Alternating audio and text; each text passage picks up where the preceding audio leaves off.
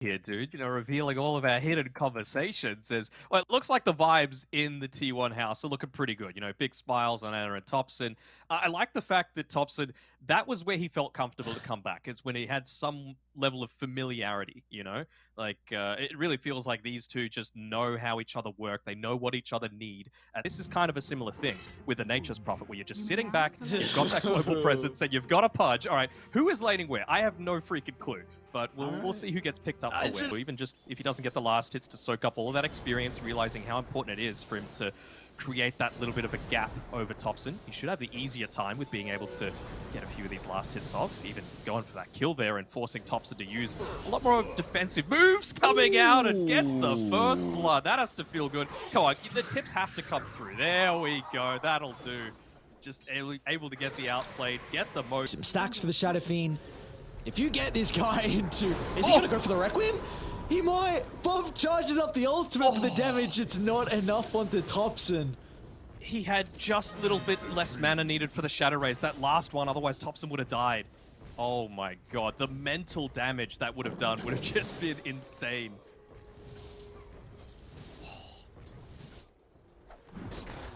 Top side. Palace is a little bit low up here. Zephyr, again, just playing this aggressive style. Well, they're going to charge for it, but yeah, pops the rot. Palos, can he get out? One more right click from afar. Cuckoo and Zephyr find the swipe. A much needed kill. Got the 1 point into it so far, so only 5-second duration with a 20-second cooldown. He's going to be in some trouble here. Shanks with the opener.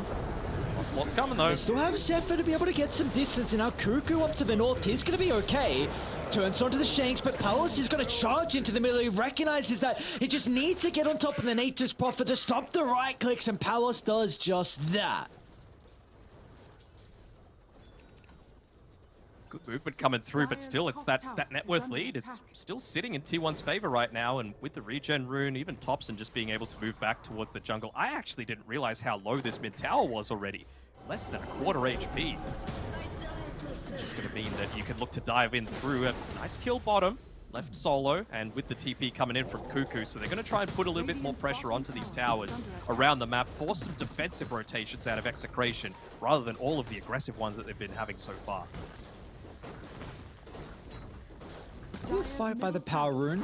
It's going to spawn up top, in fact, with the invisibility. Bob trying to find the stacks, going to go for the Requiem instead. He's still playing around with the attribute shift, and Topson once again just lives to see another day. Be cautious though, because Zephyr, with the onslaught, clips onto Shanks. They've got the Wrath of Nature as well, so T1, off the back of the support rotations, will help Topson stay alive and get a kill onto Shanks.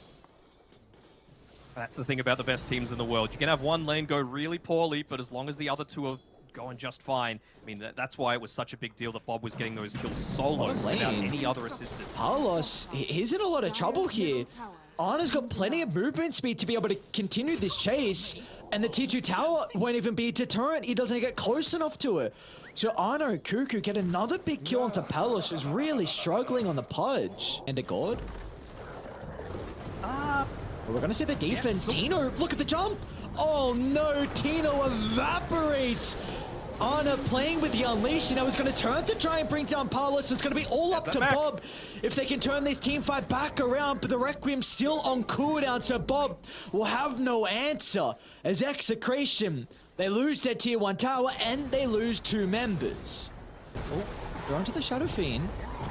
Onslaught's out from Zephyr. Wrath of Nature burst. It's not enough to get the kill onto Bob, and he's been able to charge up the Requiem. Tino with the Exo as well. This is a lock emitter for Execration, and they just get Zephyr. I don't know if that's worth it. 2 ultimates. Yes, you keep the Shadow Fiend alive, but bottom lane as well. Ana, he's going to find a solo kill onto Palos, so this is something that a core Marcy needs, and a position 1 Marcy in particular. You need to get kills when you're rotating multiple people, then just lost so much. He's aware. He's gonna pop, he jumped in instead. Oh no, he jumped in, and now with the Chain Frost can bounce back and forth. They'll get the hand of gold for the bonus heal. Now Arno's going to try and turn it around as well. They unleash for the Dispel, and Arno's life still's not enough. They get the kill onto the Marcy, but it comes at such a grave cost, as Execration will lose all 3 members in the skirmish party. I believe. Oh, Tino, maybe. All right, they got him. Topson gets the double. Arna loses his streak, but all of Tier 1 show up huge with the rotation down to bottom. At least this time around, they don't commit absolutely everyone on Execration. Like, yeah, you lose 3. Good jump, because Arna and Whitemon playing hand in hand. They're going to go for Zephyr instead. Not the easiest target to bring down, especially with Whitemon on the outskirts as well. This Professor applied. It's going to stop a lot of the bonus health coming back, but off to the left side, they're going to be able to blow up Tino with a turnaround. It's not enough because Arna's protected with the BKB. He just shrugs off the Requiem, jumps further into the middle, secures the triple kill, and Arna's Marcy is something to fear. Looks Topson and baits Arna to jump in. They get the stun. Arna still has ages. This is, I don't know if you're ready for this team fight. Arna gets a little bit of bonus health back. Not going to be enough to hold off through the first life. And now Tino, he's got his second point in the exorcism. So he's going to charge in the middle, trying to create some chaos, break the formation out of T1. But they're retreating perfectly. In synergy is T1, making sure there's no stragglers for the easy pickings. And now with the backstab is Zephyr. Onslaughts into the middle with the polarize out as well. Tino's gone out of the count, and now T1, they're on pursuit for more. Cuckoo's already teleporting to the backline. Still just lacking that little bit of extra damage. They'll be able to break the Dismember instantly. Vincenzo's going to buy some time as well, but Palace is stuck in no man's land. Shanks is able to reveal the Blink Dagger as well. They're going to try and toss him inside the Requiem, but the attribute shift keeps Topson alive, and now Honor is having a free fight. Again, the Marcy is just jumping on forward. Zero cares in the world is Honor. Cuckoo might have to have some cares. Looks like he's able to walk that one off as well. Plus the Cloak Aura, plus everything else that you got. Ooh, Bob trying to charge up the Requiem. They need to toss him directly on top of the Shadow Fiend. They're going to be able to do so, but the BKB, the nick of timing from Zephyr and our Execration, they got to get out. Cancel the team fight, but the Bashers are there. Bob will not escape. And Norval Shanks and Topson wants more blood. A waveform deep inside the base. They've got Arna to follow up as well as T1 looking them go forward. Pillaging the base. No one is safe from the boys of Tier 1.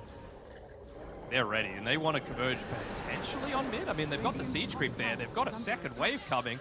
Looks like for now, they just want to close out all of these outer towers for now. They've realized they could see everything, and they feel like Arna's just able to get these solo pickoffs. Oh, he's going to run into Palos. Shanks is nearby. Tino, he's not going to be able to cancel his TP. Down goes to position 1. Pudge, god-like streak for Arna. And bottom lane, Bob, they're going to force out a BKB out of the Shadow Fiend as well. One charge from Zephyr sends. It's going to have to be a toss back into a Requiem, and there's the silence. That cast range, man. Not able to find it. Zephyr with the charge and gets the pulverize onto Tino. They're going to be able to stop it in its tracks, but there's just no damage. You drop the pipe, you got the hand of God, and instantly T1 can turn it around. They're deep inside the base without a care in the world. Even the glyph is not going to be enough of a deterrent. Tino will try and charge onto Cuckoo, but the physical damage is starting to wrap up. Even the BKB will not do anything to protect the Death Prophet. T1, the mid lane was rocky to start, but it did not matter. What a fine way for them to open up their run here in Game 1. Missing on the hook there. This should be game. Like, they are absolutely swarming that Ancient. No buybacks available on the DP or the SF. Just look to close this one out if they were wanting to, but being a little bit composed. Never mind, it was a bait. It was a bait. Give me more kills. Let me add to the tally. The G's had dropped. T1 on their debut. Fine Game 1. We'll see what they're able to do if they can replicate this performance. But for them, Denok, you really had a lot of questions on how this new T1 it would look. And again, in really particular to the supports. And I was quite impressed with Zephyr on the Primal Beast. Everyone is smiling except for Zephyr right now. He's just like, man, I'm not used to this. It's good, but it's going to take some time. It's exhausting to sliding into his DMs snacking. Right now. He is. This guy is so content. Oh, I love this. He is my spirit animal, okay? The position 5, it was one of his best heroes, like, in the world for quite some time. other heroes like that only approach that level for him are like the Lions. So for him to be able to get this hero, Jog. So yeah, there's nothing in this game that's good against everyone, unfortunately. Exactly. That's a great point. You're never going to get a hero here that's going to be best suited, and so Lycan will be the route they go down, which I really. Helm of the Dominator, you're up against an Enchantress. Like, that's a pretty big window where you need to use that Dom creep to be able to farm, oftentimes on the back of pushing. And I feel like you just need to have the perfect team fights go your way on Execration, where T1 show up to a fight that they Waimon doesn't care. He's an Enchantress. Like, he just needs to keep ferrying him out, little bits of regen. He's gone full harass mode with his Fairy Fires and multiple Iron Branches. And again, you can't just summon the Wolves and help them assist with last hitting, because you're just going to get them stolen away. Mid lane, Bob, is he going to go for this Topson? Oh no! Another solo kill from Bob. Couple of mangoes popped, he just charged in. It gives him the outplayed voice line once again. Well, we saw how that worked last time, so I'm not sure if you want to be dropping it so quickly. Bob, he's going to go all the way back to base, pick up the boots of speed and a win lace just to make sure he's able to connect on through. Vincenzo's doing a really good job to put some pressure onto Cuckoo to try and zone him away from the Death Prophet, but Cuckoo plays a distance, makes sure the poison attack continues to stack up, and now Zephyr's also hunting Vincenzo on the tree line, so T1, they're going to find a double kill for Cuckoo down bottom. He's been dealt. Palos doesn't have the resources now until the Selv given over to play this lane. It does feel like you need that 1 point in the living armor. It's real value coming through. That's a T2 tower! Oh my god, thanks to Shanks, that fissure just to allow the Shadow Fiend to try and scout him away. They see the fact that Marcy's coming back to the lanes, so Palos, he needs to get out a lot more quickly than this. He might be playing with his life. It looks like that's going to be the case. Beautifully done from Cuckoo. Disjoints the Spirit Siphon. Zephyr's going to hold his on. But as long as they keep the poison attack stacking up, and Cuckoo will do just that. Dominating streak for the Viper. Ripper, get the push back into my Nether Blast. Can they look to get it? They might even be able to scout out Shanks here with the Wild Wing Ripper. There we go, gives the vision, gets the pushback, gets the body block. Great team play coming through there. Is it going to be enough, though? One more right click. Yeah, they'll find it. Meanwhile, top lane, Ana gets a solo kill onto Tino's Lycan, so he, once again, is off to an incredible start. I feel like it's... I don't want to call it selfish, but this is what I was talking about. Shadow Fiend's in some trouble as well. Mid lane, Topson gets the kill, gets a region, is sitting pretty in the resources, and our tier 1 tower's going to be in trouble. It's only going to take a lot of harass. Ooh, even getting the kill off there onto the courier. Whitemon, he's just being a menace, standing in the way. Going to try and harass him down a little bit. The Tornado, I don't think is going to be able to slow him down enough, but Zephyr definitely will. Tosses it back, gets some additional damage through. Vincenzo, the tanky trio protector, will end up going down all the while mid-bottled, and here we go. He's coming in right on top of Tino. He's just going to buy them some time. Topson's on the south side of the fissure wall, so we can still move on for more. Bob's even going to consider about rotating as well, but the triple razors will answer the initial trade from Execration in tier 1, but they've still got to be cautious though with Topson nearby. The force to be reckoned with, but they do have a really good ward for Radiant to play with. It's going to scout out the position for the Pugna, so Bob tries to charge up the Requiem, but again, it's going to be up to the summons from the Enchantress. Whiteman scouting out Bob in the tree line. An easy kill, and now they can look for more, but Zephyr, a little bit isolated from the team. He's got Topson to the north. He's going to look to try and zuck away the life of the Lycan, and with Ana waveforming forward as well, but Ana's going to be cautious for the moment. That's the attribute shift to play with, and damage will be lacking from Execration, so they're going to push them further away.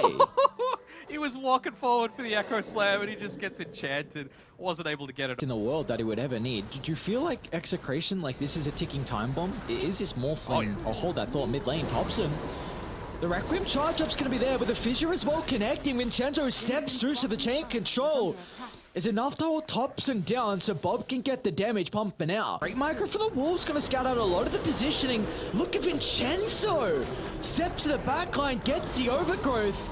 The control is out, setting up for the Requiem. They've only killed off the Enchantress for the moment, but they'll catch up to multiple heroes as Topson goes down along with Zephyr. No, I trust you, it's fine. Bob mid lane. Age is still for 30 seconds. They're going to be cautious. Smoke's going to pop instantly. No one pops detection. Oh, they're just running forward. Bob gets the Requiem. He's going to try and target down Topson, but there's no follow-up. Finally, efficient, but where's the damage? Topson's fine, and Anna shows up. A waveform in with no hesitation. As Execration, they've got to get out. They mess up the side of the fight. They commit. It's actually Execration on the offensive for once. Jump in. Onto Bob. They're going to try and pull him up. They might be able to do so before the BKB. Bob's out. Topson gives him a tip as well. He'll get him back for the landing stage. Now with the rest of Execration, they're hanging around Anna. Anna's going to be cautious. Shanks is in with the combination. The chain control needs to be perfect, and it is. Execration hit back. They stick around. There we go. Back into the tip. Can they find the back line? Can they get the vision down? It's a big Wolf wrap around. scouting out isn't out of the ordinary. They see Anna. They see Anna. They're going to get the fissure, but instead they'll turn to Marcy. An instant pick off. But Execration, you need more out of this. You pop the shapeshift for it. Tino's going to charge him. Nullifier's there. The threat of the overgrowth, but Vincenzo doesn't cast it. So Anna just waveforms in, gets rid of the Treant Protector. And now they've got a sentry as well to Bob's location. They're trying to force out an early use of the BKB, but Bob will be able to reposition. Here. Might be the full team coming through though. Topson, especially if he gets hit first. Charge up the Requiem from afar. Topson, they just clip on the fear. They're going to try and blow up the Pogner, but the damage is not there at the moment. Topson's protected. The Decrypt out to the north side, and now Bob is getting chased out, but a turn into the crit. They'll kill off the Marcy, but the Overgrowth buying some time, but no Shanks. He misses on the Echo Slam. They needed that ultimate, and our T1, they can charge on forward, targeting down Tino with a Lycan. They'll secure the easy kill. Turning to Palos next is going to be Anna. Fisher's still on cooldown for the Morphling Replicate. As well, so I like the way that T1 are splitting up the map. They catch Palos. They will be able to. Oh my god, what was that damage? That's Enchanted Quiver, my man. SF's coming back now. Age is going to expire in 40 seconds. He's going to wait for him into the tree line. Bob! It's a lot of Requiem damage, so get the first lap, but how do you set up for the second? T1, are they going to be in the neighborhood to protect it for the moment? Anna with the respawn, but instead Execration, they're going to go for Cuckoo. The right clicks from Bob, it's not enough to get the life for Cuckoo. Now Bob is battling over to Anna. It looks like the Morphling's winning out for the moment, but under the cover of the Shadow Blade, Bob will be able to get out. They want to pick off Palos. He is the one that needs to be going down. Well worth popping BKBs for. Shake is pretty important as well. Smoke's gonna pop on Cuckoo. Palace gets the EXO along with the BKB, but the damage coming out. Anna just ripping apart the life of the Death Prophet. He doesn't have the armor to stand his ground as Anna's doing too much damage. He'll turn towards the Treant Protector, getting rid of another component onto Execration's lineup. And it's gonna be a miracle for them to turn over this team fight as Bob's charging into the middle. He's gonna BKB TP up, but Anna's damage. Ooh. We got it. And down bottom. He's got the detection coming up. Bob's going to try and backstab the Pogner. A very awkward position from Topson to play, and we'll see what he's going to be able to do 1v2. They're able to deal with the Decrypt. Requiem out, and a big kill for them to find. But that is Shapeshift along with Requiem forced, and this might free up the siege now for T1. It's not going to be a pesky Netherlord there either. Oh, he doesn't get the toss back. Palos just to the south side. He's going to be okay for the moment. Doesn't want to pop the BKB. Great nerves are still here from Palos to hold that magic. Maybe when Bob reveals this moment where they feel like they can push on forward. I mean, for everything that's happening, they haven't actually lost much on Execration's side. So 40 seconds left on that Aegis. Oh, they commit the Echo for it. Maybe it's going to be the Requiem forward with the respawn. Bob needs to be perfect with the timing, and it looks like he is, but the damage, it's not coming fast enough. Anna pops the BKB and just turns it around. They never stood a chance into the Morphling, but maybe off the back of the buyback, T1 need to respect this. As Vincenzo, though, he doesn't have the overgrowth to work with. It's going to be off the back of Palos, just running into the middle. They're going to be cautious, though. Inside the base, waveform in, Shakes with the pushback, but the damage isn't there. Anna's going to be okay, steps outside the base. They are getting ratted though. T1 need to address this. Tino's going for tier 4s. They hold him back. That's the question. You want to try and call the fear to the vision once again. Beautiful force. No buyback available. They can get the break onto the Enchantress, though. They might be able to take her out really quickly. All right, that's a free Bobs kill. can't stick around for too long, though. Get the jump in. He's going to pop BKB sleep, and now with the bashes, Bob's in trouble. He pulled back prior. You need to use everything to keep the Shadowfiend alive, and they've got nothing in the tank. Bob goes down, dead for 2 minutes. Respect it. It's about the delay game coming through, but can you delay for 100 seconds? I don't think you can. Shapeshift? They might look for the echo as well from Shanks. They're going to jump in, but the control's not there. Topson steps out to the left, but still Tina with the damage. He might go for Cuckoo as well. Nullifier's there. Cuckoo's going to pop a VKB. Not really holding for the moment. So Tino's just going to look to TP out instead, recognizing he can't continue the chase. And on the other side of the map, Palos popped an Exorcism as well. And Arna's in pursuit. Waveform's still on cooldown. And it looks like they're okay. That's the Aghanim Scepter on Shanks if he wants to buy it. Can't lose anyone. Really Vincenzo, oh, he's got a buyback at least. It's an early glyph forced out as well. 30 seconds until the Shadowfiend's back alive. T1 push incredibly fast though. Looks stalling from Shanks. I mean, they're going for the tier 4s. Tino's in. Palos, you fought back as well. Palos is in trouble. Arna trying to lock onto his target. One tier 4 down, soon to the next. Dire, they're going to be able to siege much faster than Radiant. The Shadowfiend won't even have a possibility of respawning. Because look at the damage coming out from T1. It's going to be a miracle if they can hold it on Execration. And even though Shanks finds a double Echo Slam, it is not enough. As T1, with the debut of the new roster, they are able to take down Execration 2-0, and they will continue on in the upper bracket, moving on to at least the upper bracket semi-finals to face RSG. That was a bit of a scary moment there for sure for T1. You know, they had a really good start to the game. They knew that these team fights were eventually going to come online, but just a couple of instances of poor positioning coming through from Execration. You could tell they're a little bit disappointed with how that one turned